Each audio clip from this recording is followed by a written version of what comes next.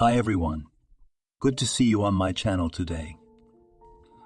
Today I will tell you a wonderful story. It is full of love and kindness. I hope you enjoy it and I wish you an enjoyable viewing experience. Thank you. Good afternoon. Anna was embarrassed to see a married couple who in the order of the live queue entered the reception. Unpleasant memories of the events of 5 years ago made a wormhole in her soul, which still prevented her from living. Her hands trembled with excitement, her fingers did not obey, and could hardly hold a pen in her hands. But Anna managed to pull herself together and with a nonchalant look continued the conversation as if nothing had happened. "We need a power of attorney," the man said uncertainly. Looking at Anna with interest, he made himself comfortable on the chair and explained what kind of power of attorney they needed. Having received the necessary document, the couple went outside. Anna sighed with relief and looked out the window. Billy was standing by his car, waving his arms and explaining something to his wife. As if sensing her gaze, he turned sharply, and Anna bounced away from the window like a scalded woman. She sat down at her desk, mentally scolding herself for her weakness. It was not enough that her ex-husband fantasized all sorts of nonsense. He hadn't caused her enough trouble. Not enough for Billy to show up in her life again. Anna had only recently become a notary. Right after college, she worked in a law office, then as a lawyer in the city administration. She passed a special qualification exam. She worked in practice for a year. Wow, 5 years without seeing her ex-husband. Anna began to calm down slowly, not without reason. They say that time heals. It was not so painful to remember the tragic incident that had happened to their son. That day, Billy and Mark went to the construction store. Anna still kills herself for not going with them. Maybe that unfortunate shelving unit wouldn't have fallen and Mark would still be alive. But she had to cook dinner, then make an appointment with her hairdresser. There was so much to do on a day off. And then everything happened like a dream. Her husband called to say Mark had been taken to the hospital in serious condition. By the time Anna got there, Billy had already been told that Mark couldn't be saved.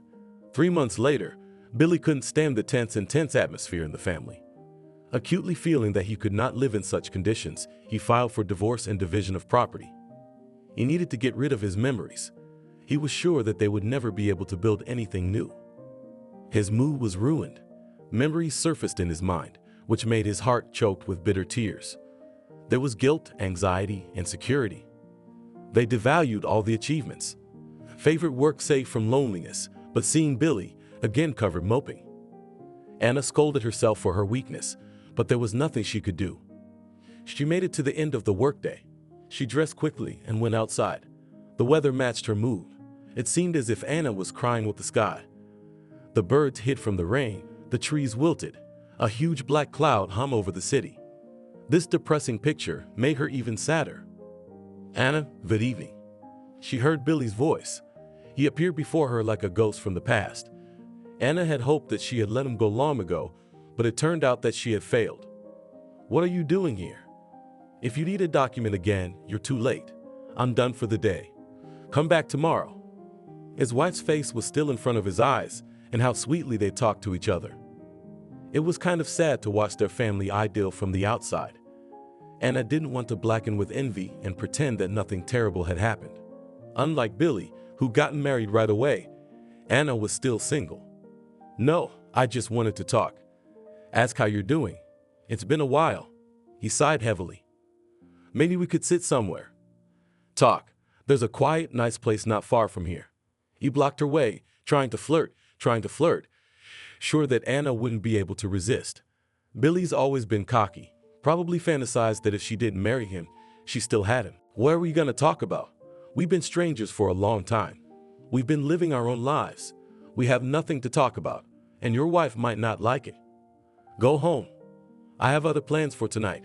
I don't want any memories." I was just starting to calm down. Anna looked at her watch. She took a step away, but Billy grabbed her elbow. "Let's at least take her home. Look at this bad weather. We can talk on the way. I haven't heard from you in 5 years, and today I saw you and realized I missed you." He started to justify himself, trying to explain his appearance. "I'm driving myself. Invite your wife. I don't go to coffee shops with married men." Anna walked around Billy and headed for her car. Billy followed her.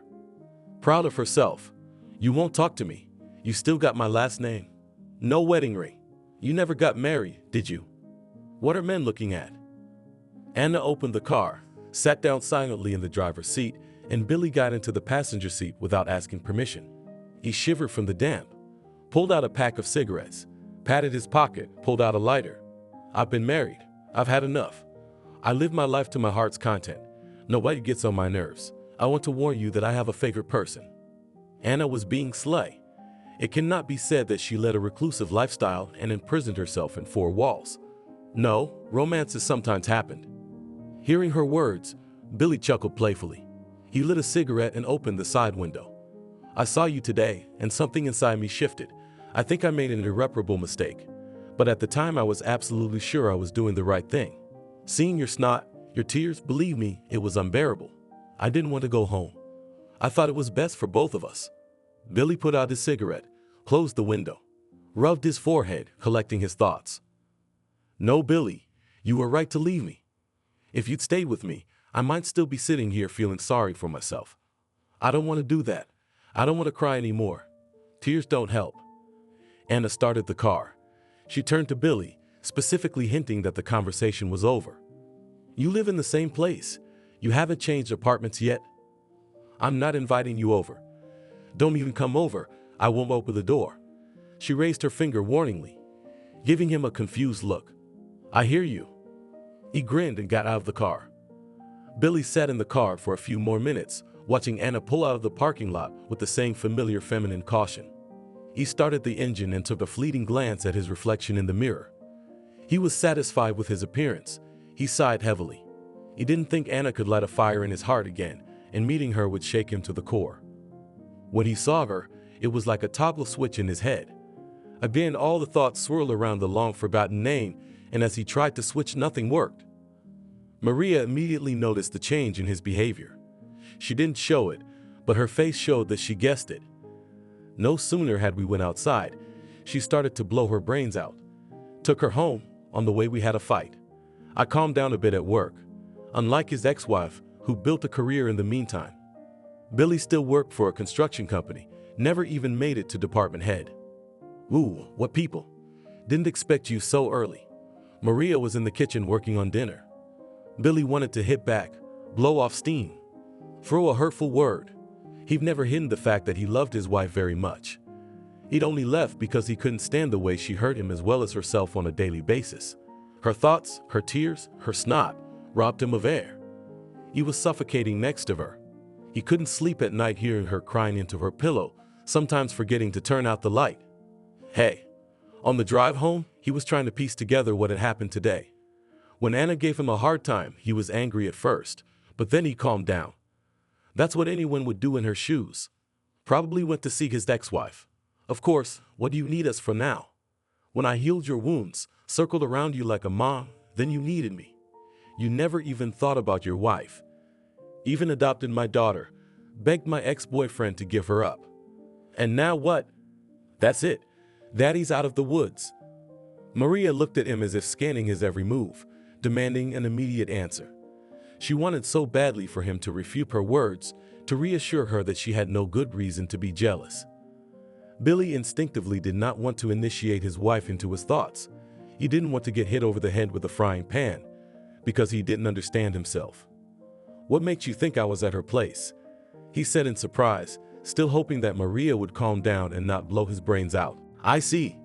If you don't want to tell me, that's your business. I'll pretend to believe you. But do not think I'm a fool. I live with you not the first year, and I can see perfectly well that you floundered when you saw who became your ex-wife. Remembering the circumstances under which she and Billy had met, she was celebrating her divorce from her husband with a friend at a cafe. Billy and his friend were sitting at a neighboring table. The four of them were leaving the cafe. Her daughter was at her parents', and they continued the fun at her apartment. Everything spun so fast they got married. Maria never once regretted that Billy had appeared in her and Lucy's life, and she had to go to this notary's office to get a power of attorney. Isn't there a lot of notary offices like that in town? Billy grumbled unhappily. Really, who was he trying to deceive? In due time, he had told them everything about himself, without leaving out a single detail. At that time, it seemed that Maria had been sent to him by fate. She calmed him better than any psychologist. "Maria, please don't touch me. You can see I'm home. What else do you want? Are you trying to get me to leave?" He found the thought quite interesting. "I'm not kicking you out, but I'm warning you. God forbid I find out. It's gonna be bad for both of us. You know me. Why go back to a place that made you feel bad? Look at you. I built you up from the ground up. We have a daughter. She loves you like her own father. Let's have another son. I don't mind, just say the word." Maria could see that Billy wasn't eager to have children of his own. Seeing how much he cared for his daughter, she decided that Lucy was enough. But today, seeing her husband's confusion, she decided she had to have a baby. God forbid he sleeps with his ex. She will get pregnant and then... Maria squeezed her eyes shut. No, it will never happen. The gloomy thought sent a chill down her spine. Her heart involuntarily clenched with pain and sadness, and her mind just fogged up. For the first time, when they first got together with Billy, Maria worried a lot and waited for a catch every day. She had terrible dreams in which Billy was going back to his ex.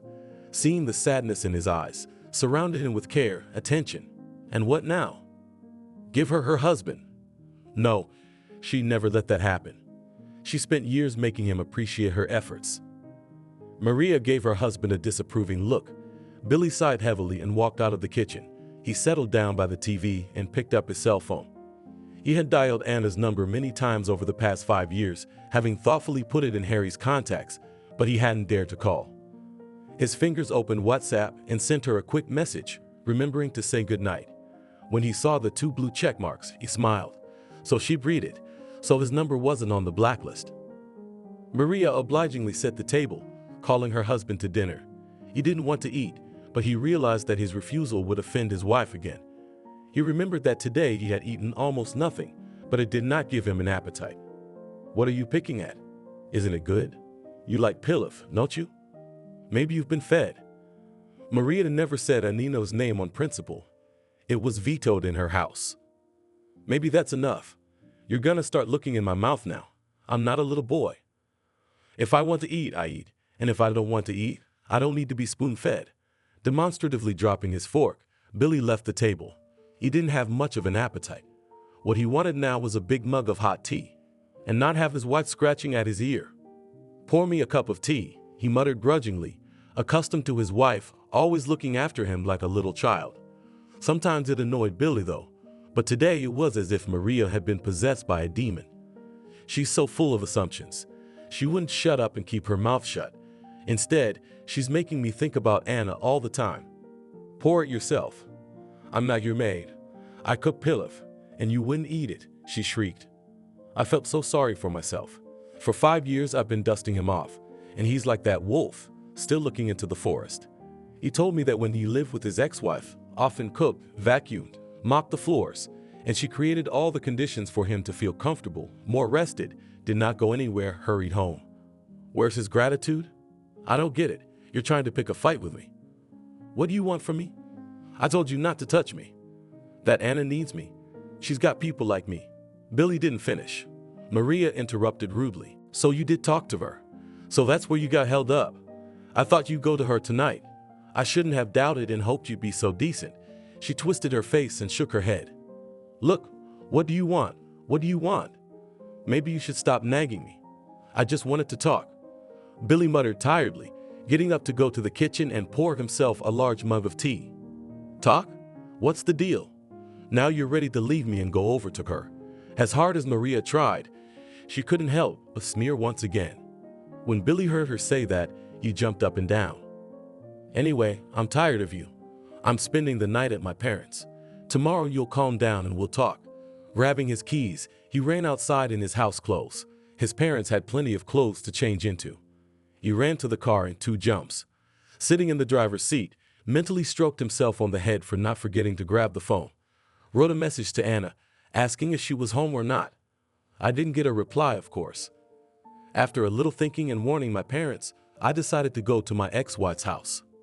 Hearing the slam of the front door, Maria shuddered, wrapped her arms around herself and cried. She collapsed on a chair, lowered her head. Wiping her tears with a kitchen towel, she began to frantically remember. She remembered for the rest of her life his eyes when Billy had come to her 5 years ago looking like a beaten dog. His grief, his indecision, played into his hands and gave him no time for respite. Maria knew at first sight that this was her man. In those days, they talked a lot about paying more attention to simple and obvious things, paying attention to elementary little things, mutually deciding that things would be different for them, concluding they would not make past mistakes again. Maria sighed heavily. What a wonderful time it had been. Lucy was often left at her parents' house, and they would have romances with candles and a bottle of expensive wine. What's stopping her now from going after her husband? To apologize for her intemperance? To kiss, and that all was as before? Lucy at parents.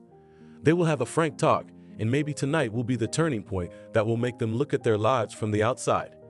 Tonight she won't take the pills and they'll make it work.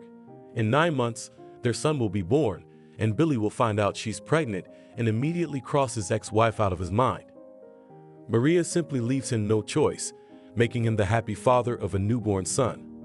Not thinking long, inspired by her thoughts, Maria picked up the phone, called a cab, and ran after her husband. Billy pulled up to the house where Anna had moved after the divorce. He'd never been to her place, but he'd been sneaking around for the first time. He stopped so he couldn't be seen and looked at the windows, which he figured out without much difficulty. It wasn't hard to do.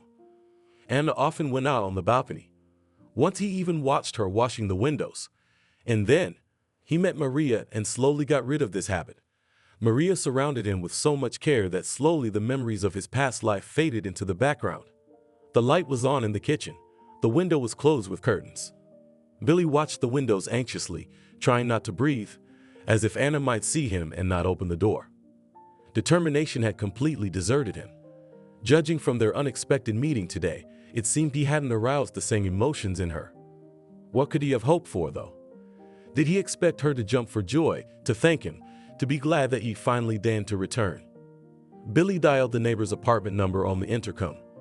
He prepared an excuse for his action, explaining that he had accidentally mixed it up and pressed the wrong number.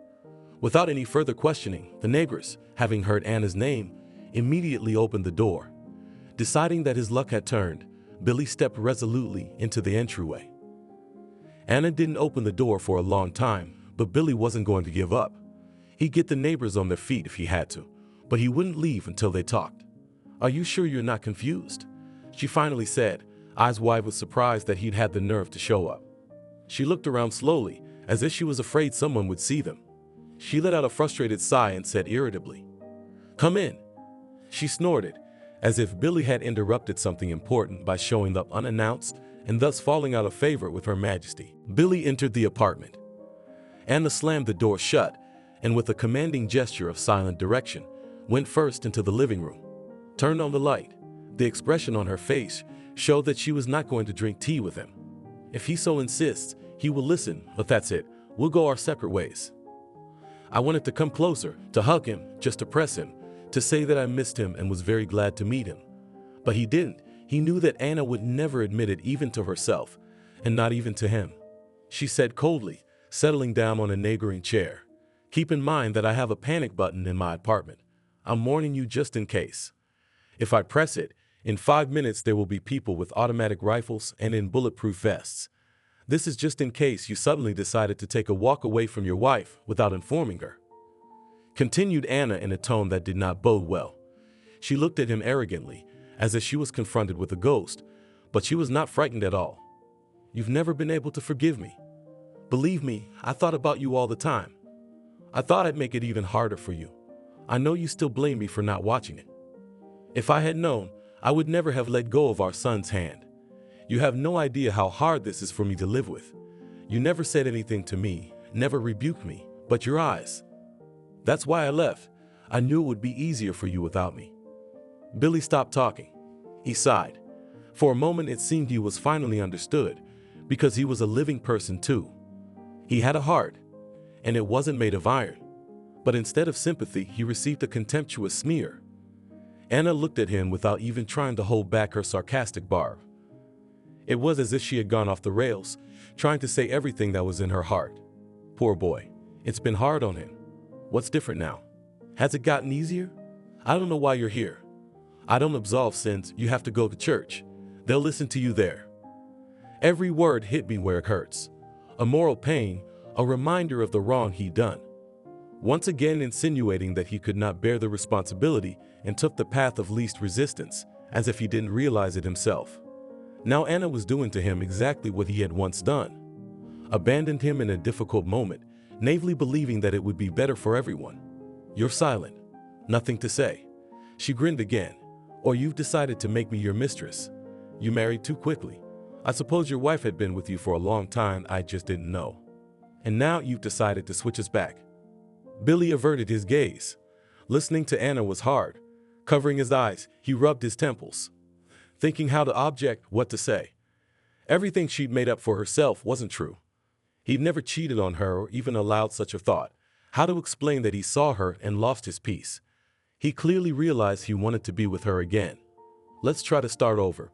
Time passed. We've both calmed down. I'm sure we'll make it work. We'll have a baby. We'll make sure he grows up to be a decent man. Anna rounded her eyes. She opened her mouth to answer, but couldn't get a word out. Like a fish without water, she opened her mouth, exhaled, turned away, and remained silent. His insolence rendered her speechless for a few seconds. Seeing her confusion, Billy couldn't help himself. He pounced on her like a ravenous, feral animal. It was as if he never had anyone else in his life and had always waited for her alone. Anna tried to push him away, but Billy didn't back down.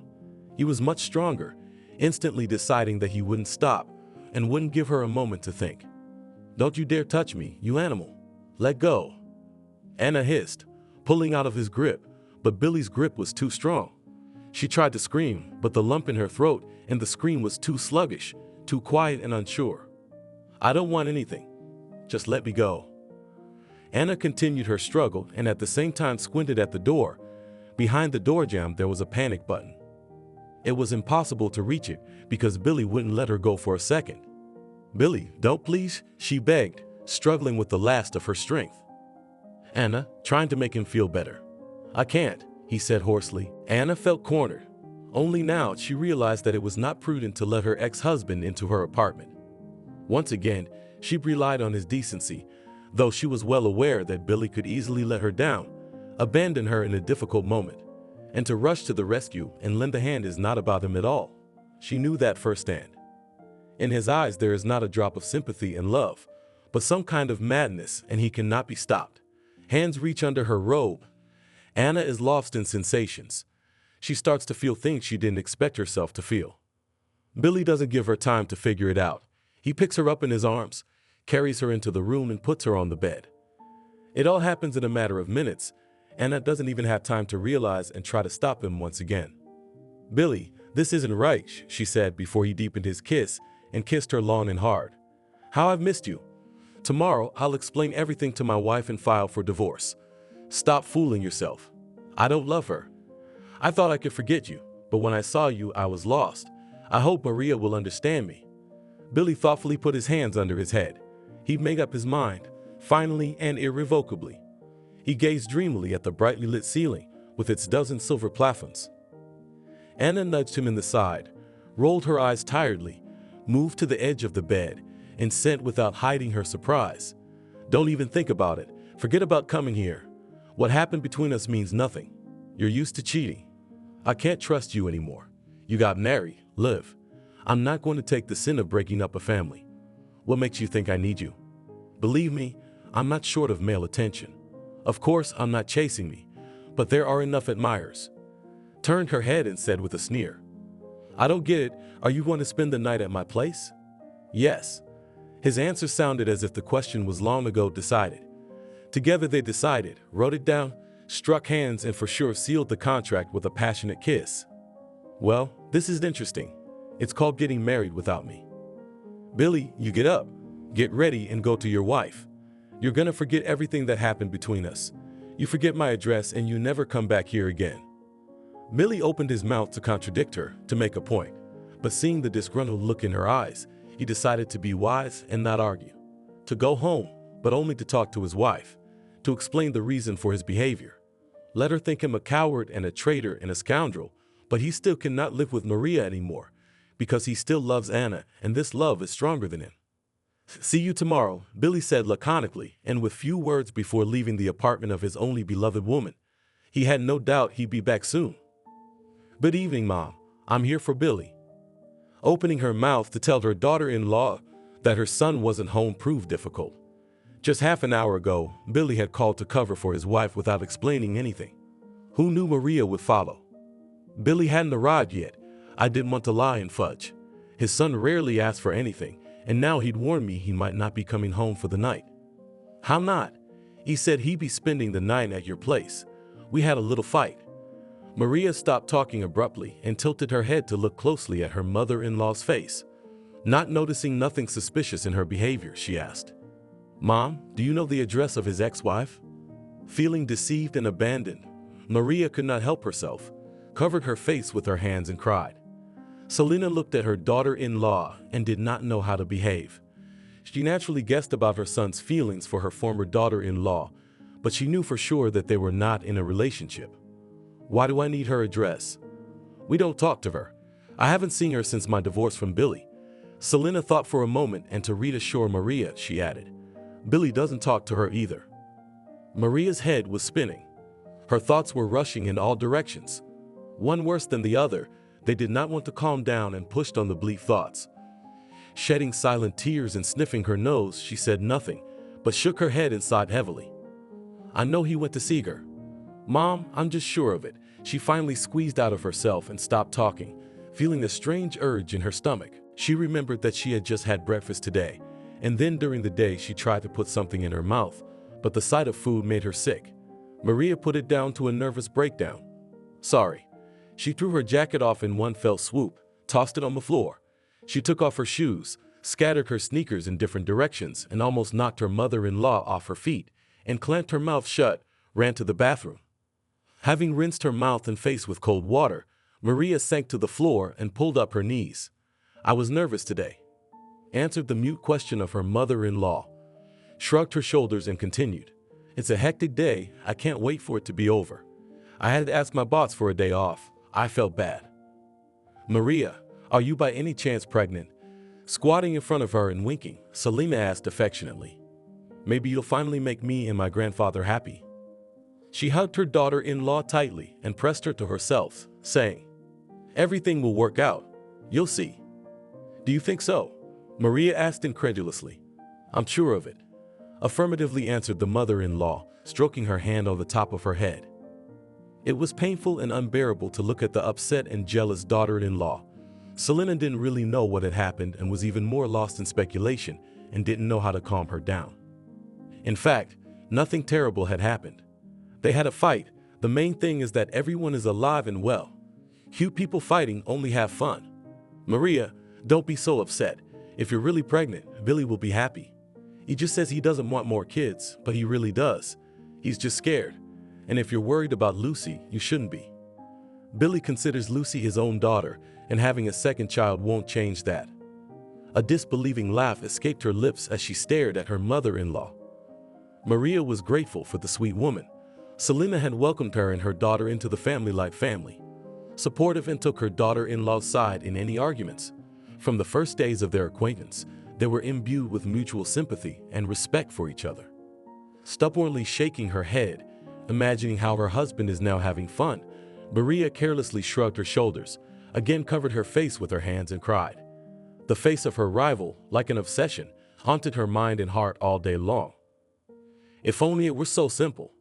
Mom, you don't know anything, so you're so easy to reason with. Even if I really am pregnant, which I doubt, Billy will be upset and won't let me have the baby. He has Anna now. She looked away, not wanting to make eye contact with Selena. Why justify herself to her? After all, her mother-in-law knew next to nothing about their life. She had always been sure that her son had a strong and friendly family. They live in love and harmony. Until today it was so.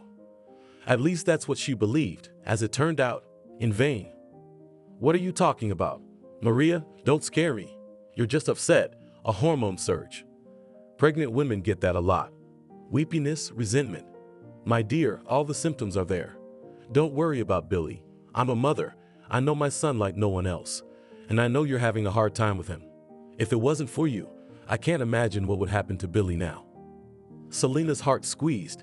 She thought her words made her daughter-in-law feel even more painful. Maria wrinkled her nose in annoyance. With a crooked grin, she shook her head disappointedly. Her mother-in-law's words were like sugar in tea. Only what she should do next, and whether she would have enough strength to fight her rival, Maria did not know. Though she had once rid Billy of his love addiction, why not try again and hone her skills? Believe me, Ma, I know what I'm talking about. Sighing heavily, Maria got up from the floor and walked shuffling towards the door. Mom, if Billy comes, which I highly doubt, don't tell him anything about the pregnancy. First of all, nothing is clear yet, and secondly, this news will only upset him. Because, she thought about it. I didn't expect my mother-in-law to be so excited and interested in the baby. Because I would have given birth to him long ago, but he himself did not want to have children with me. Maybe because he always subconsciously thought I was a middle ground. I always knew that. I just loved him a lot and thought that in time you would appreciate it. That's the news I want to tell him myself, looking him in the eye. Maria shrugged. She waved a hand at her mother-in-law, turned silently, and opened the door. Selena stood near the threshold for a while, watching as her sister-in-law called the elevator, got into the cabin, and only when the elevator went down, closed the front door. Completely uncomprehending, but hoping to sort it all out, have a serious talk with her son, and prevent any outside interference or divorce. Billy wanted to spend the night at his parents' house, drop by the house in the morning, meet Maria, to apologize, to explain that he was once again acting like a complete egomaniac with only his own interest in mind. He realizes he's being unmanly, but he can't help it. Because Maria herself knows and understands everything. The house was greeted with a disturbing silence. Billy took off his shoes quickly, ran through the rooms just in case. Maria was nowhere to be found. His heart clenched nervously. He tried to undress quickly to call his wife. His fingers nervously searched his contacts for his wife's number when he heard the sound of the front door opening. He went out into the hallway, and when he saw Maria entering the apartment, he calmed down. Their eyes met only for a moment. Billy couldn't stand her scornful and hateful gaze and turned away, sighing heavily. "Have you been to her place?" she asked, forehead to forehead, even though she knew the answer. It seemed that she had already had enough, cried all her tears, but resentment was stuck in her throat again, and it was unbearably difficult to talk to her husband. I knew exactly where he'd come home from so late. Yes, the word cut to the heart. Billy didn't lie, didn't dodge. Though he'd assumed the bitter truth would break her heart, cause her heartish, or drive her to desperate action. But Maria will not be deceived, and he did not intend to do so. "Do you want your things back? What am I going to tell my daughter?" Maria swallowed nervously. She wanted to test him, maybe even punish him, to torture him. "I'm pregnant."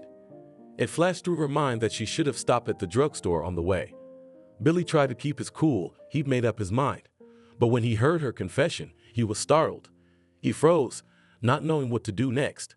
There was a painful sense of guilt. "Is it true?" he whispered, still not believing his own ears. "What are we going to do?" Breaking the silence, Maria said with a grin. The first phrase that came to mind, he did not voice out loud. How could a woman be asked to voluntarily give up a step that she might never forgive him for? Billy lowered his gaze, his back against the door. Folding his arms across his chest and covering his eyes, he thought, analyzing the difficult situation. He had to say something. Maria was waiting. "Maria, I don't know what to tell you. Let's talk tomorrow. This is such a big step to take." He said it in a muffled, strangled voice. Of course, Billy wanted a baby, but how can you offer it to a woman you're about to break up with? Knowing that all the major worries would fall on her fragile shoulders, I covered my eyes again to hide from the shame and find some excuse for myself. In his head, like an obsession, flashed images of the evening spent with Anna. An hour ago, he had felt himself the happiest man in the world. It seemed that nothing would stop him on the way to his happiness. He wanted to be with her again, to share his thoughts, to ask for advice, like he had years ago. Billy was ready to run back, but was immediately frightened by his own thoughts. If Anna found out that Maria was pregnant, she wouldn't let her anywhere near him. For the first time in 5 years, Billy woke up on the couch. His sides ached, but it was nothing compared to having to eat breakfast in the kitchen with his wife. In complete silence, deciding not to spoil each other's moods in the morning and not to broach the sore subject until the evening. Billy called work, told his boss he'd be late, and went straight to Anna's. He stayed up practically all night, thinking, deciding, speculating. He fell into an uneasy sleep only in the morning and didn't even hear her, Maria, waking up and walking around the apartment. Billy simply had to meet Anna to put her on notice. No matter how much she resisted, explained that the child meant nothing to him. He would not give up, would beg for forgiveness until she realized that they were made for each other. How surprised Billy was when he saw Anna outside her work on the street. Holding an umbrella in her hand, she was calming Maria, who was crying, helping her to cope with a tantrum. The 5 years we lived together with my husband were the happiest. And now that we're having a baby, he decided to leave me with 2 kids. I don't know if he told you this or not, but Billy adopted my daughter from my first marriage. She's about to turn 7, and she loves him and considers him her birth father. Billy opened the car window and listened to Maria sobbing practically on her rival's shoulder as she told the story of their life together. His head was spinning. It was disgusting at the mere suggestion that Maria would do anything to keep their barely breathing marriage alive. Maria, calm down, you can't worry. No one is going to destroy your family. Anna soothed her, continuing to say things that Billy found unpleasant and annoying. Saying that she didn't need Billy at all sounded very convincing, adding authoritatively that she wasn't interested in him as a man. Anna's self-importance was hurting his self-esteem badly. Listening to her, Billy was surprised at his calmness, but he wasn't going to give up, believing in himself and deciding that this time he wouldn't be cowardly and would see it through. He was not born yesterday. He can distinguish real feelings from far-fetched and desirable fantasies. No matter how Anna denied him, there was genuine interest and regret in her eyes. That they'd broken up. Something had to be done. Maria decided to get ahead of him and overstepped her pride to talk to her rival, naively believing that it was possible to fix things and get back what they weren't. Of course, it could have been blamed on her condition, but for the sake of her own well-being, she did something despicable. I can't live with her after that. Billy never hid anything from her.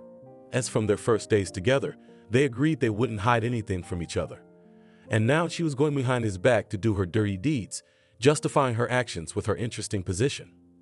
If before he was still a little doubt, but now he realized that his life with Maria shattered into hundreds of tiny shards. The decision came of its own accord.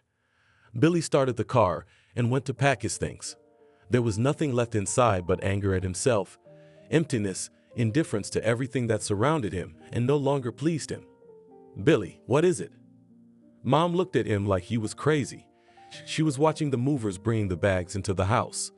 After her daughter-in-law's visit last night, it wasn't hard to guess that her son had left home. She was silent for a long time. I looked at him, sensed something wrong, and waited for an explanation. "Things, Mom. Your no-good son has decided to get a divorce again." Selena shook her head, sighed heavily, sobbed, hugged her son, and Billy hugged her back. His mother's warm palm touched his head, gently ruffling his hair. "Son, what are you doing? Again you abandon in a difficult moment a woman who really loves you, who needs your protection and care. Did I raise you so badly?" Selena bit her lip, remembering that she had promised Marie not to divulge the secret, but deciding that she was doing it for the greater good. Perhaps her son was once again doing the wrong thing, making another irreparable mistake. She continued, "Billy's son, Maria's pregnant. She was at my place yesterday. I know all about it. Maria told me everything. Do you really want to go back to Anna? I won't let you do that. Leaving your pregnant wife and going to a place where you were miserable. I still shudder at the time of your divorce. You're lucky you met Maria, who warmed you up and brought you back to life." Selena was ready to cry, to scream, to kneel in front of her son, just to get through to him and prevent another stupidity. It always seemed to her that her son was very lucky. Having met Maria, he felt himself a master in the family. His wife loved and idolized him. What else do you need? Live and enjoy life. "Mata, I know everything. I spent the night at home. Maria told me everything, but it doesn't mean anything. Not even a child can stop me. I'm not refusing to help." Selena caught a note of steel in her son's voice. She lowered her eyes, completely unaware of what was happening. The last thing she wanted to do now was to pay attention to her son's words, not enough for her daughter-in-law to lose her child on a nervous breakdown. "I advise you to think carefully. I will not abandon Maria. She is like a daughter to me. I won't let her get hurt. In my opinion, you won't find a better wife. The main thing is that she loves you, stupid. You'll regret it later, but it'll be too late. Get this Anna out of your head. How many times? Selena chose the words so that they reached her son, but also so that Billy did not finally get angry, did not freak out, as it sometimes happened. I can't get her out of my head. I didn't seek to meet her, but I always dreamed of accidentally seeing her. And as soon as I saw her, I realized that I didn't need anyone but Anna. Billy spoke sincerely, as if he had dropped the hateful mask of indifference under which he had been hiding for a long time. And now he stopped pretending, wanting to be himself and not try to seem better. Where you left off, you've come back to. Everything starts over again. Selena waved her hand and sank tiredly into the chair. I wanted, as in childhood, to slap her son on the ass, put him in a corner until he understood that it is impossible to act like that, and let him out only when he realized his mistakes. Ma, I'm going to work, Billy shouted, slamming the front door. Selena grinned unhappily and looked at her phone, wondering if she should call her sister-in-law. After some thought, she decided that they should sort it out between themselves, and she would watch from the sidelines. Anna, hello. We need to talk. When I saw my ex-wife, Billy opened his car door and in 3 jumps, he was beside her car, blocking her way. An unfriendly mask instantly appeared on her face. Instantly, the smile disappeared and everything that was going on inside spilled out. Listen to me and remember, I'm not interested in men like you. If you've got something on your mind, you're on your own. You come near me again, and I guarantee you a lot of trouble. Pushed him out and opened the driver's door and got in the seat. Billy grabbed the driver's door with his hands. I left my wife. I'm living with my parents. I know Maria was at your place this morning. Saw you calming her down. I didn't come over. He looked at her without blinking, begging her not to destroy the vestiges of feeling that were still left. He was absolutely sure of it. He realized it yesterday when Anna had stopped resisting and showed her weakness. Billy, stop playing the hurt boy. You're about to have your second child. It's time to man up. Shove your feelings away and take responsibility for your children, she said in a tone that brooked no objection. Not going to show that she was having a hard time either. It had been so many years, and it was still unbearable and difficult to be around the man she loved and hated at the same time. She shut the driver's door and started the car. Without giving him another glance, she started the car and drove off. Maria went home. When she opened the closet in the hallway and didn't see her husband's things, she immediately guessed that Billy had left home. She'd seen him when she talked to Anna. She figured she wouldn't get away with it, but in that case, there was a good excuse. There was a 2-strike test in her purse. Before going to Anna's, Maria made a stop at the drugstore and took a couple of tests. A couple of tests, just in case. She finally decided that she would give birth to a child to her husband, who he would love and protect. Children should be raised in a complete family. Billy will have no choice, and they'll get through this unpleasantness somehow. Mom, good evening. How's our daddy doing? Every day she called Selena. Maria wondered what her husband was doing. Billy was slow, not in a hurry to file for divorce, which suggested that not all is not lost. There's no reason to worry. He's not going anywhere.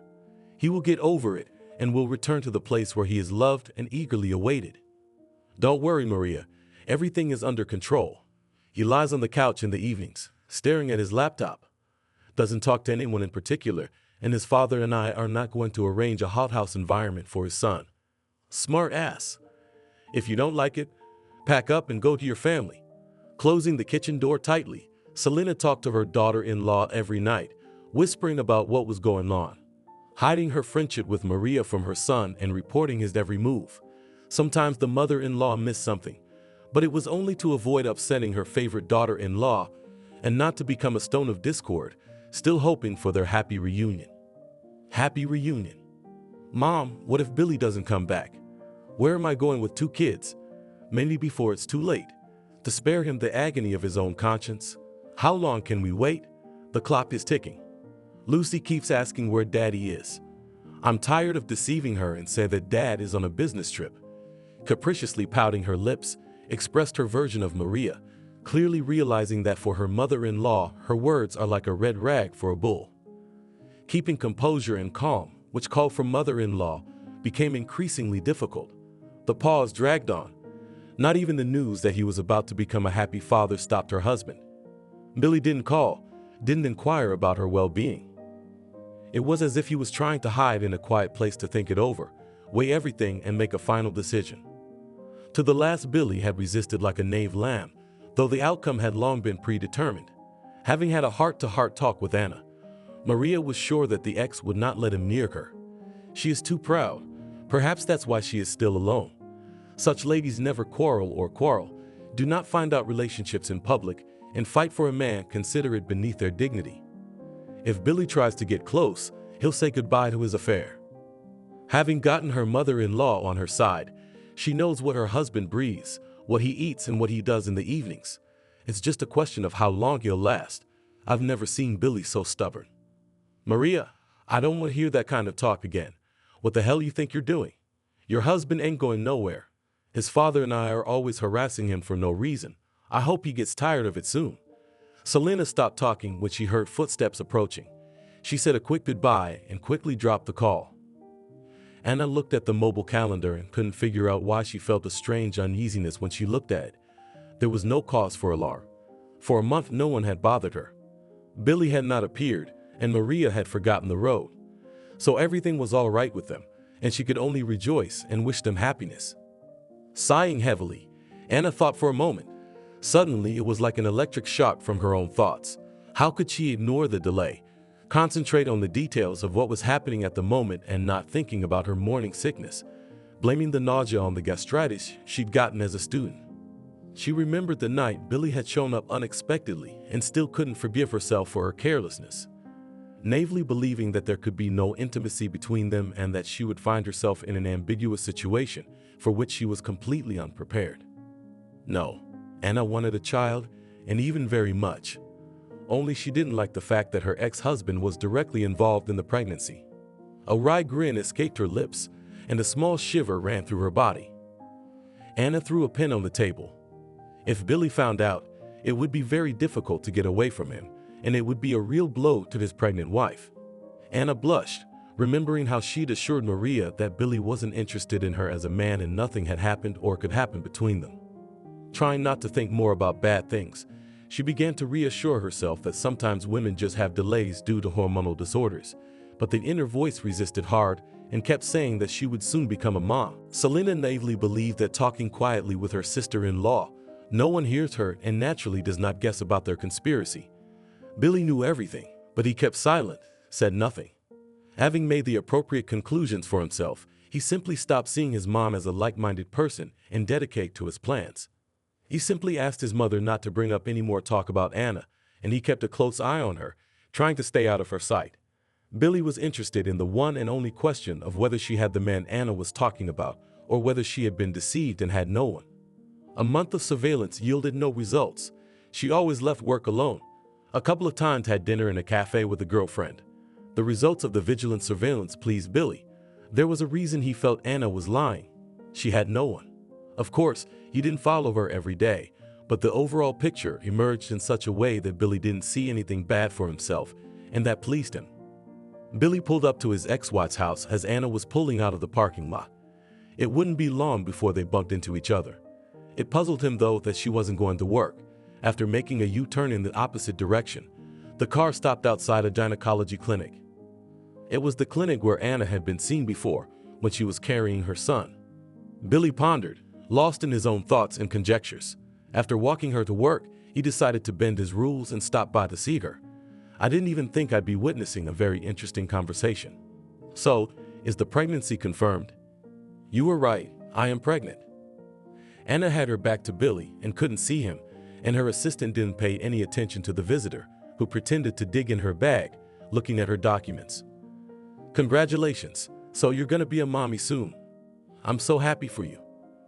In her ear whispered the girl, hoping that no one would hear them, sincerely happy for her immediate boss, clenched her fist in solidarity and support. And I congratulate you, too, Anna. Billy put in a word, not doubting that he was the father of their future child. Billy's words made me shudder. It seemed that no one would be able to spoil the morning mood. There was no point in hoping that Billy had misunderstood or misinterpreted the conversation, but it was worth a try. Hello, Billy. It's not nice to eavesdrop on other people's conversations, especially if you don't know who they're talking about. Anna frantically tried to make things right, to find the right words, but nothing good came to mind. Seeing that Anna was confused, the assistant came to her aid. "Young man, what is your business?" "Personal." Answering her, he turned his gaze to the confused Anna. It was useless to refuse. There was only one thing to clarify. "Darling, don't you think that we just need to talk?" Looking around and not seeing visitors, he continued. "But let's do without your feminine things, like I misunderstood it and all that." He looked at her with eyes that mixed joy, surprise, anxiety at the unexpected ending of their spontaneous meeting, which they hadn't even dreamed about, and deliberately took her into real life. "Billy, let's talk quietly tonight." A nervous shadow ran across her pale face. Anna sighed heavily and sat down at her desk. No one argued with her. He needed to think it over. It became frightening at the mere thought that she would drive him away. Will not forgive the manifestation of that calculated coldness, ruthlessness, when she was crushed and really needed his support. "I'll meet you after work. Just don't try to run away from me. I'll find you anyway, and we'll talk." Not hearing the answer, Billy repeated insistently, and only when he saw her mute nod of her head did he turn around and head for the exit. They were sitting in a small, cozy cafe. Anna's reaction was frightening and heart-tickling. Frustratedly inhaling and looking around, it was as if she was afraid they would be seen together. "Billy, let's make a deal that this meeting will be the last. I don't want to see you again. Please don't seek meetings with me or embarrass me in front of the staff." There was a short pause, and while he was pondering her words, rubbing his chin thoughtfully, she continued without wasting time. "Billy, act like a man. Don't leave your wife in her time of need. You've got a baby on the way. If you're not thinking of Marie, at least think of him. I'm not gonna lie. I know you're gonna start digging and you're gonna find out it's your kid. But we can't be together, and please don't say anything to your wife. You don't want to upset her." Anna was getting ready. It was necessary to convey to Billy that he should put her out of his mind and not look for a meeting. To start living a normal life where he and the baby had no place. "That's never gonna happen. I'll talk to my wife tonight. She needs to know. I've already filed for divorce. I'm trying not to annoy you because we're not divorced yet. Once I'm a free man, you'll have no choice. I'm sure we love each other, and the fact that we're about to have a baby is proof of that." Anna's lips quivered. Noticing her condition, Billy covered her hands with his, trying to reassure her that she had a protector now. "Billy, I'm ashamed of your wife. I promised her, and I'm used to keeping my promises." She shrugged her shoulders and added for good measure. "I didn't want to tell you, but I've been in love with another man for a long time. To my deep regret, he is hopelessly married, but I can't help it." "Did you think long and hard?" Billy grinned crookedly, thought. The words hurt, but he pretended not to believe it, and of course he was right. Anna didn't know what she wanted. If Billy was single, then for the sake of the baby, she could try to start a relationship. But there was no guarantee she'd be able to move past her tears and resentment. She'd just tear the family apart and end up hurting herself and people. "You don't believe me? I'm not gonna prove anything to anybody." She looked up. She caught the incredulous look and grinned, satisfied with the effect. "And you thought I was faithful for 5 years, lamenting your cowardly and cold-blooded departure." Taking advantage of her position, Anna reveled in the role of provocateur, making you believe what was not really true. In fact, Anna had been estranged for a long time. Would be happy to throw herself into a hug. She might have a lot less experience in relationships, but that didn't mean Billy could feel like he was the king of the situation and impose the rules of the game. "I wasn't thinking anything. Except it doesn't change anything. If he hasn't divorced his wife yet, he doesn't really need you. And I didn't hesitate to file for divorce. Do you know the difference?" He raised his eyebrows in confusion. If she was not deceiving him, he would have to work hard to win her love again. Anna sat immersed in her thoughts. Something had to change. Her words echoed in Billy's head. It was like a woodpecker chiseling a pine bough, beating out an endless Morse code of dots. She wanted so badly to see the one who stood in his way, if it wasn't fiction, and the man she loved really existed in her life. "Why did you file for divorce? If it's because of me, you shouldn't do it. Personally, I'm not sure of myself. I don't think I can forgive you. It would be a shame to lose your family. How will you explain your deed to your daughter?" Anna did not look at him, talking to herself, not even realizing that she was hurting him. Most of all, he was ashamed in front of his daughter, whom he loved, considered his own, and until today has never once doubted the correctness of his decision. Yes, I filed for divorce. You're the first person I've ever told. If you think I'm in a hurry again and not realizing my decision, you're sorely mistaken. I'm not the same Billy who was head over heels into a new relationship. It was all about getting over you and what happened in our family.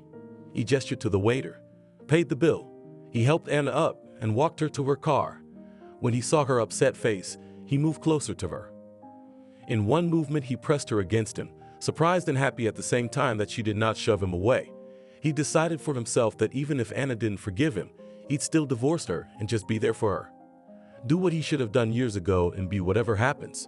If he's going to be a bachelor, then so be it. Take care of our baby. You're the only one I care about.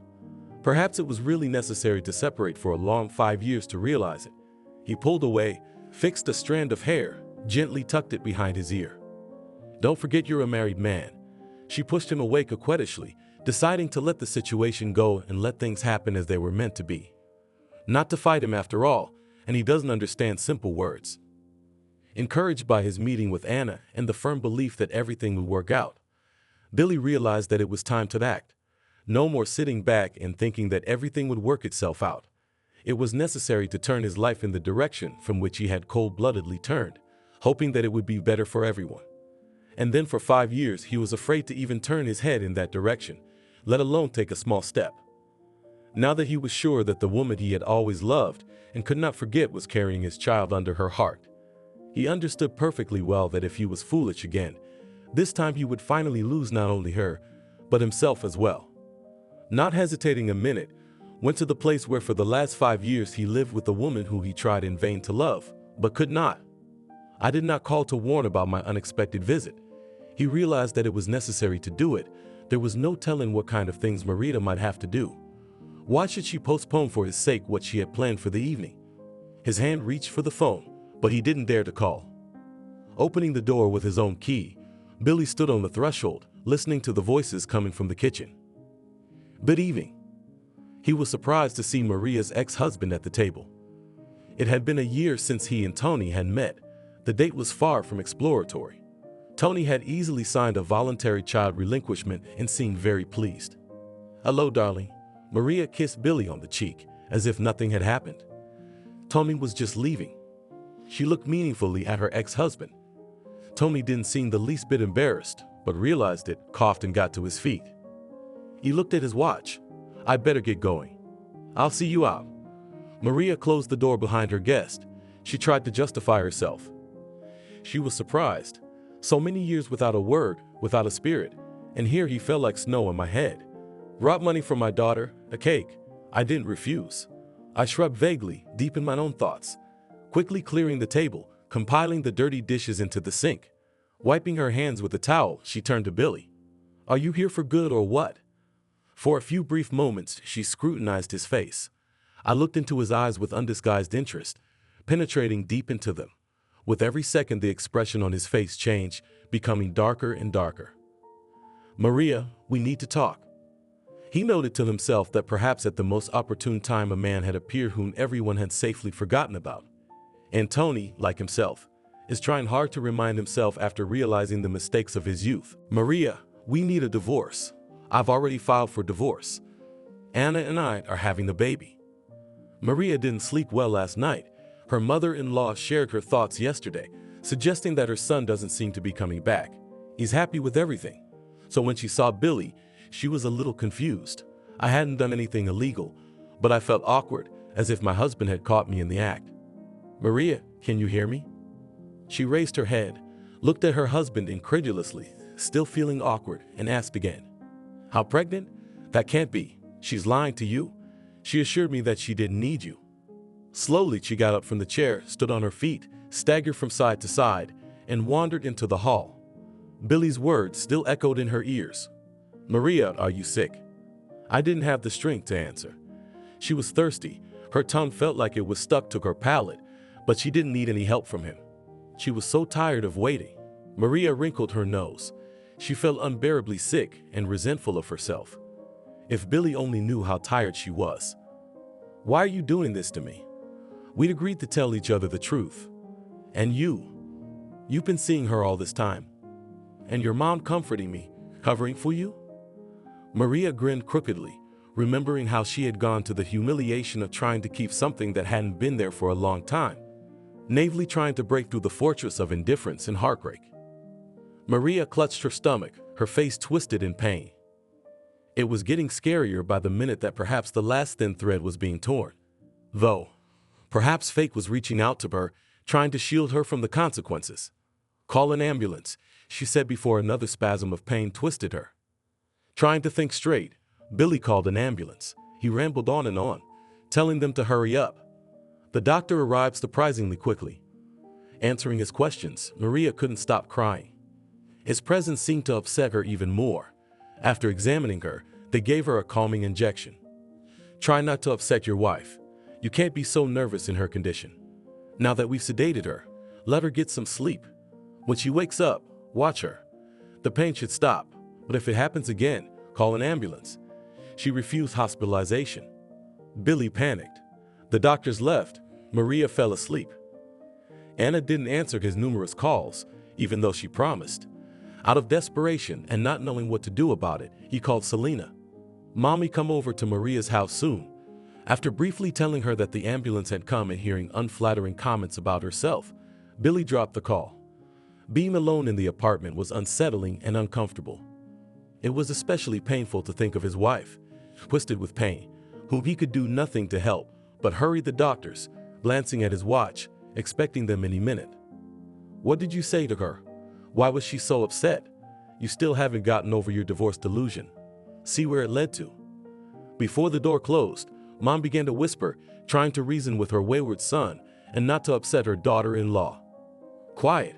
Maria is asleep." He sighed heavily and continued, "I confessed to her that Anna and I will have a child." Dumbfounded by her son's confession, Selena could not understand anything. Trying to keep her balance, she leaned her back against the wall.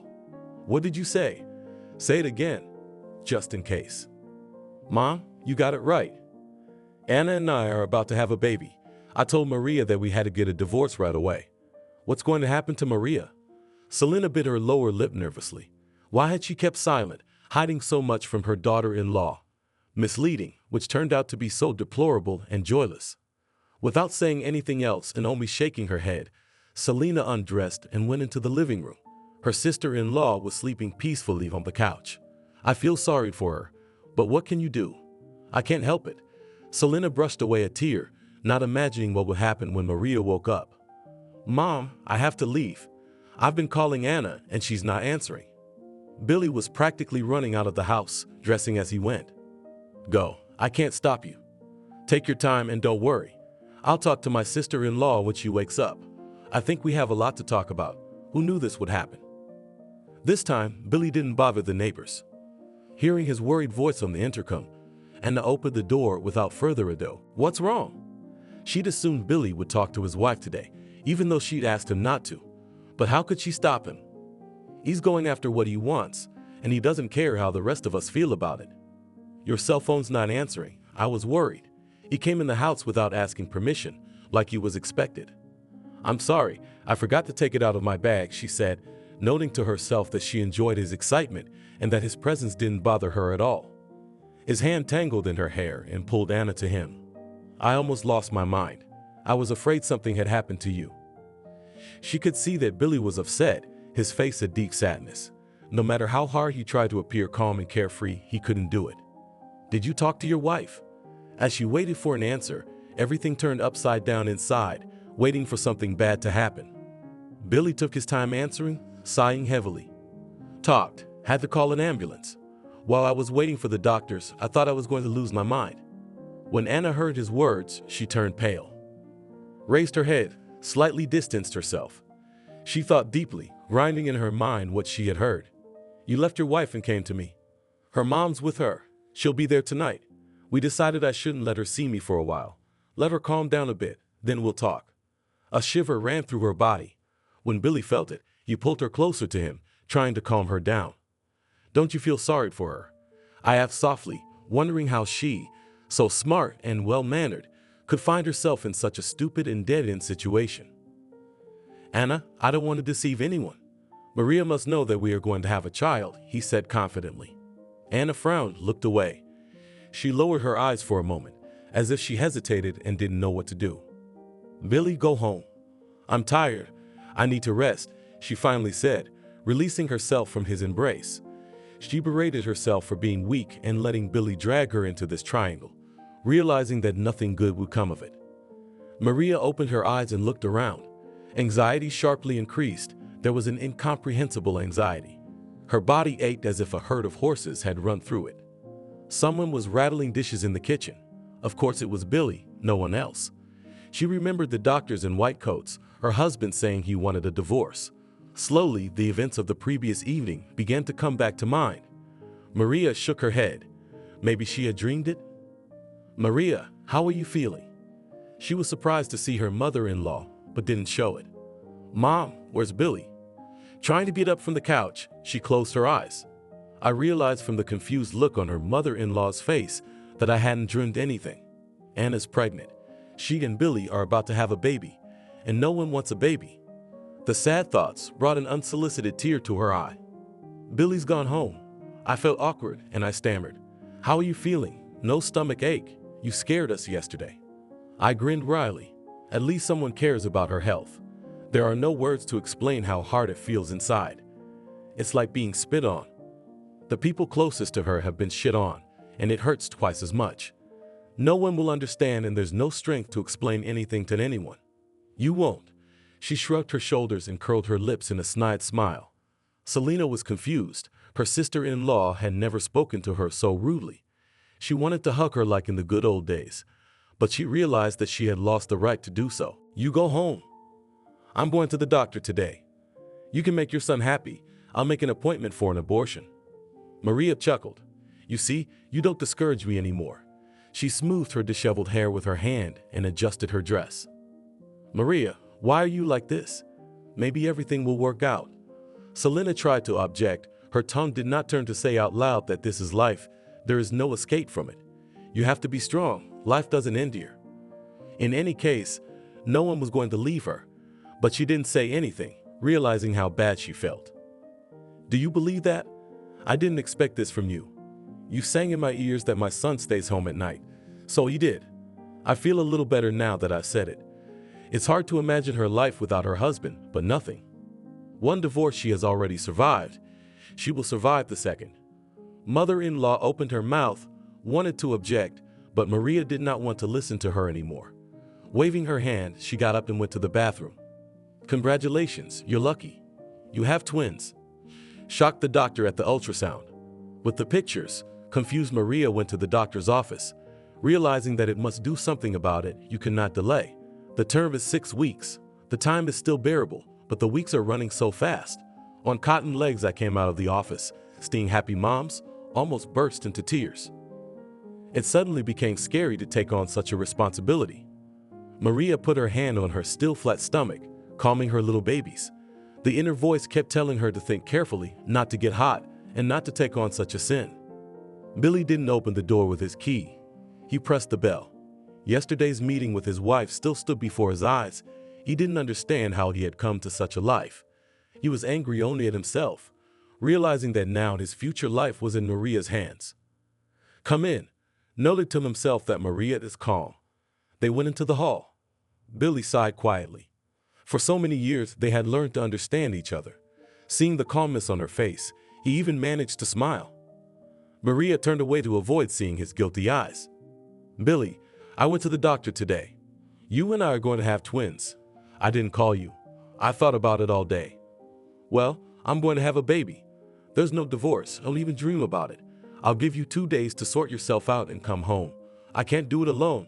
I need your help." I had no strength to argue, to prove, to appeal to conscience. I voiced my point of view clearly and very clearly, as a fait accompli, which does not give the opportunity to influence the final decision. Billy had already left Anna once. He had survived and lived well all this time. He would survive a second time. After seeing her husband off, Maria decided not to stop there.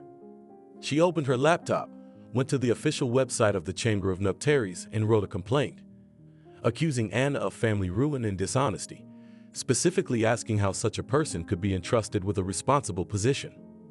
I realized that now no one pays attention to such complaints, but if at least warned, it would be very good. Clicking on the send icon, Maria slammed the laptop shut, and be that as it may. After closing the laptop, Maria looked at one point for a long time. Deep inside, there was a worm of doubt, and no matter how she persuaded herself that everything is not for herself, but for the sake of their twins, she realized that her life had taken a sharp turn. Thoughts that she could lose everything no longer led to horror and panic. She was more confident now than ever. Perhaps Billy wouldn't understand her, but then, when he saw his wonderful babies, he would thank her. As long as the kids are a year old, everything will change for the better. Nothing is permanent. The main thing is not to be discouraged and believe. In 2 days, her husband will come home.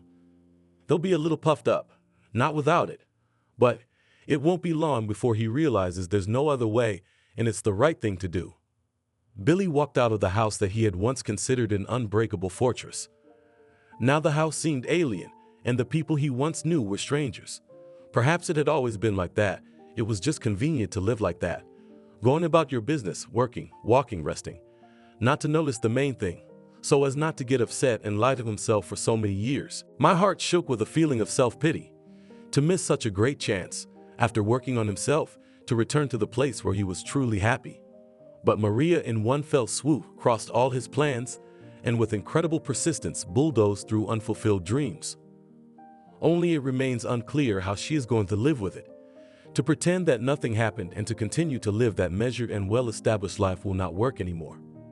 The next evening, Billy stood outside the house waiting for Anna to come home from work, considering her the only person who could think soberly, take a responsible approach to any issue, and give valuable advice.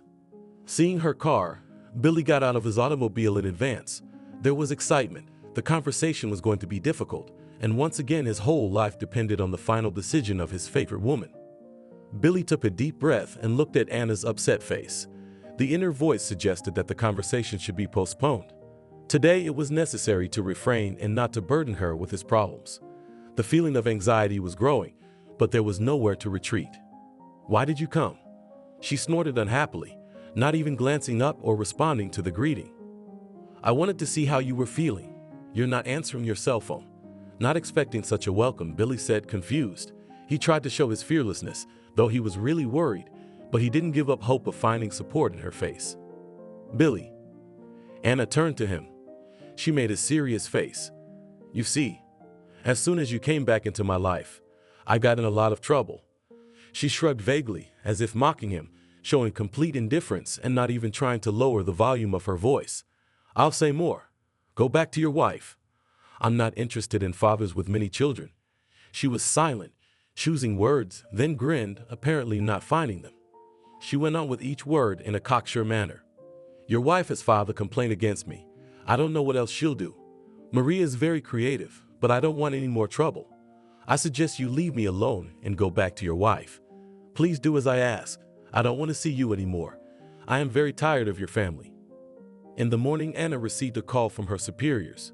A little scolding, they culturally hinted that she should sort out her personal life and that abandoned wives should not take away people's working time by sending offensive words to her email. I had to justify myself, explain myself, and feel guilty. And out of shame for her behavior, to give solid arguments in her defense. All day long I'd been in a nasty mood, cursing at Billy and preparing for a conversation that, no matter what, would have to be the last. In any case, the ridiculous situation had become a fact, and Billy was incapable of solving it. Having expressed everything that had accumulated in her soul, and finally getting rid of the inner negativity, Anna turned to leave, but Billy was quicker, reached out, stepped forward, and grabbed her elbow. "Wait, I don't get it. Maria filed a complaint? I don't know anything about that." She didn't say anything at all. He didn't continue, he stammered. "Only negative words were spinning in my head, but I couldn't call a pregnant woman a pregnant woman. I don't know what to do. Last night I found out that Maria is expecting twins. Nothing will set me straight. I'm not going to live with her anyway. But Maria won't give me a divorce." Billy sighed heavily, realizing that he was in a real trap. "Billy, let's be honest. Don't you realize you're dragging me down? Think about it. You're no oligarch, even though you work for a construction company. If you're paying child support for 3 kids, you're gonna have to cut yourself some slack. I can't let a married man into my life, and waiting 2 years for you to divorce. Not a pleasant prospect for a woman with a small child. I hope I've made myself clear.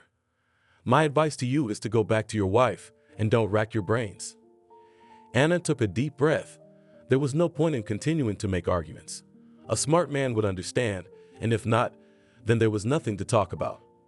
Her heart thudded and fell into a bottomless abyss, Billy's angry face looming before her eyes. My mouth felt bitter and dry from the fact that the child would have a weekend father, and maybe in time there wouldn't be one. Billy had already disappeared once for a long 5 years. You could expect anything from him. But what can you do if you happen to get pregnant by such a troubled man? During this time, Anna managed to get used to his advances, but with such a load of problems, you can go crazy. Every day, Billy, he's doing something new. It's scary to wake up in the morning, not knowing what the day ahead has in store for her. And the father. If you get it right, you can manage on your own. It's even better. "Goodbye, Billy," said Anna and walked away from him quickly, almost ran. Her heart was restless and heavy, but she knew that she would be able to cope. 2 long days passed. Maria regretted more than once that she had given so much time to think. Time had long since expired.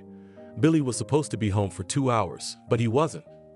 Losing patience, she shoved her pride far away and dialed her husband's phone number. She wasn't surprised when her mother-in-law answered the phone. Quietly grinning, she thought that now she would start to excuse her favorite son again. "Maria, just don't worry. Billy's in the hospital." He went to the site and accidentally fell off the construction ladder. Heard Selena's upset voice. Selena said something else, but Maria could no longer hear or perceive anything.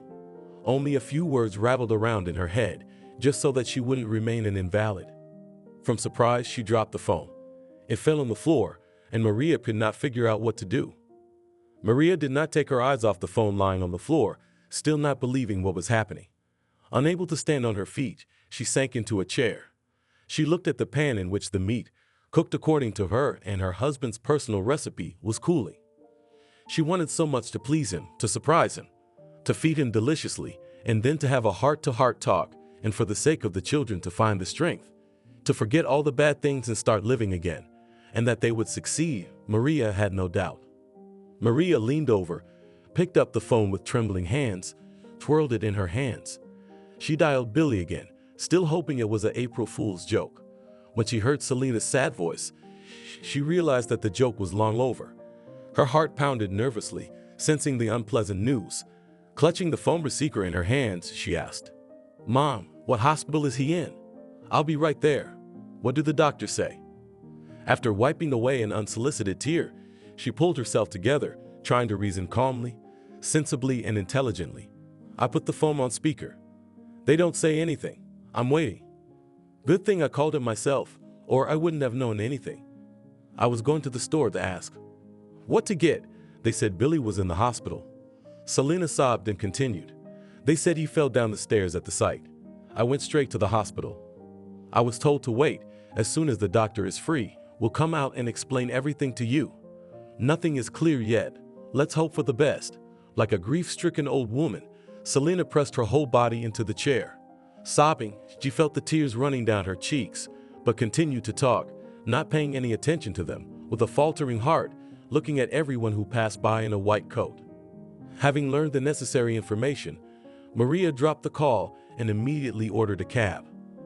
20 minutes later, she was already running down the stairs, feeling her heart pounding with grief.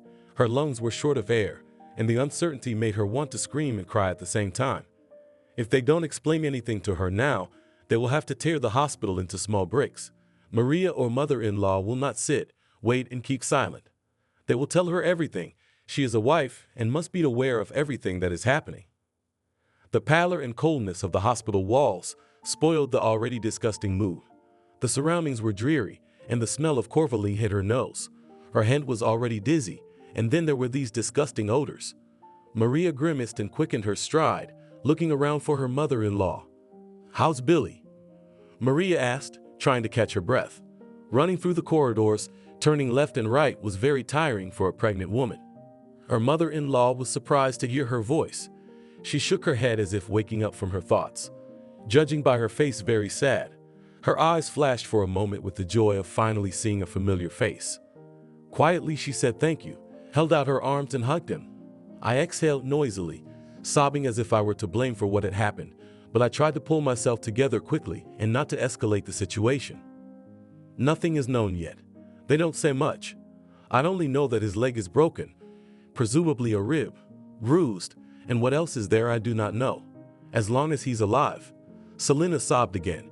The only thing left to do was to wait, and that was the hardest of all. Maria thought about everything during these hard hours. She turned to no one, but no one said anything. She prepared herself for the worst, but hoped for the best. I tried not to panic, not to conflict, chased away bad thoughts, and thought only that everything will work out. When she saw the doctor, it seemed for a moment that she herself would need medical help. Again, there was a sharp pain in her lower abdomen. She wanted to hear what the doctor was saying, but she felt as if she were tied in a knot. Shrieking from the unbearable pain, she closed her eyes, and when she opened them, I saw Selena's worried face. She was saying something, telling me to be patient. I felt so sorry for myself. Advertisements fell on my head one after another, as if I got into a streak of bad luck, and to get out completely impossible. Maria, are you sick? Why did you come here? I told her. When she heard a scream, she opened her eyes. Selena saw the spreading bloodstain on Masha's pants and screamed so shrilly that a chill ran down the spine of everyone nearby. Some people just stopped, some rushed to offer their help. Waking up from the anesthesia, Maria looked around. There were those shabby walls again, so she was still in the hospital. Seeing her roommate, she tried to smile even a little. The events of last night came to mind in fragments. The woman needed something to ask her, but her tongue wouldn't turn. Maria shrugged her shoulders, remembering her mother-in-law screaming, never quite understanding why she'd screamed so loudly, and suddenly, no, it can't not happen. The babies must be perfectly fine. Is there something wrong with Billy? God help me. So, how are you recovering? The neighbor was the first to break the silence. My name is Natasha. Throwing aside the phone, she stared expectantly at Maria. Maria, she answered quietly. Nothing, Maria, we'll get through this. You'll get pregnant and have a baby. What are your years? You're still young. Will you have an apple? She took an apple out of the nightstand and wiped it with a handkerchief and gave it to Maria. Eat your vitamins. You need to get your strength back. It's no joke losing twins. Perhaps Natalie wanted to be supportive, but it didn't come out the way it should. The words were said with such indifference, as if it was no big deal. So what if it didn't work out? It didn't work out this time, it will be different next time. With a slight wince, Maria sighed heavily. She didn't want to open her heart to someone she didn't know. To explain that the topic was very painful, it was the last and only opportunity to save a dying marriage. Why should casual acquaintances know about it? Although at this moment it was so necessary to speak out, to ask for advice, perhaps even to cry a little, and to free oneself from that inner tension, which greatly interferes and sometimes does not let me sleep until the morning. But when I looked at Natalie, I realized that I would be listened to, but I was unlikely to understand. A month passed. Maria tried to live her life, tried not to dwell on the man who was waiting for the time to break up with her. Of course, she was not very good at it. Her mind was still a mess. Sometimes the nostalgia kicked in. It began to feel like the best years were gone, and every day it became harder and harder to live. Billy was released from the hospital. Maria had talked him into it, trying to get even her daughter involved. Billy insisted and returned to his parents' home from the hospital, explaining that on crutches he would only disturb and annoy everyone with his presence. Pointing out that he was not going to give anyone false hopes, he did not want to upset anyone unnecessarily. Maria had no choice but to agree. Selena just kept silent, thinking that she had no right to take sides. She felt sorry for both of them, especially for Maria. From constant worry, sister-in-law lost weight, shriveled, became silent, tearful. Often took offense at her mother-in-law, as if Selena was to blame for the fact that her son could not come to terms with his second marriage. Calling Maria in the evenings, she calmed her down, explaining to her that I did it only for her sake. You leave your husband and he'll get well, turn around and leave. Why would you do that? I don't want you to be humiliated again. Let him stay home. He can't run far on one leg. According to the doctors, Billy got off with a minor injury. Lucky he fell on a neatly stacked insulation under the stairs. Flying from that height and not crashing is a lucky thing. Some people fall off a stool and break their neck. He got away with a broken leg and 2 ribs. Bruises and bruises don't count. Missing her husband, Maria often took Lucy to visit her father. If it were her will, she would be at her mother-in-law's house every day. But Billy, on the one hand, was happy about her daughter's arrival, and on the other hand, showed his displeasure at her arrival and talked to her only when absolutely necessary. He devoted all his free time to Larishka. Sometimes, however, they still sat down against each other at the kitchen table. They talked. In such rare and frank moments, Billy showed sympathy for Marie. He confided that he'd been very upset when they'd lost their little babies. He apologized for everything, realizing his own direct guilt. The heart can't tell you who to love and who to hate. He took on the role of a family psychologist, calming, and together with her, calmed himself. At these moments, they became good and kind friends, as if there had never been any disagreements between them. Mary was choking on her tears and could not utter a word, and Billy realized that it was no use to blame himself. He kept his head down and only sighed heavily, knowing that he could do nothing to help, because all his thoughts were occupied with Anna and their future child. He kept his thoughts to himself, afraid to share them even with Selena. Although she tried to talk to him more than once and clarify the situation, only every day, secretly from everyone, he wrote kilometer-long messages to his beloved, confessing his love and a huge request to take care of his health. Anna didn't answer any message, but Billy was glad even for that. Let her keep silent, but she read and was aware of everything that was going on. Anna, hello.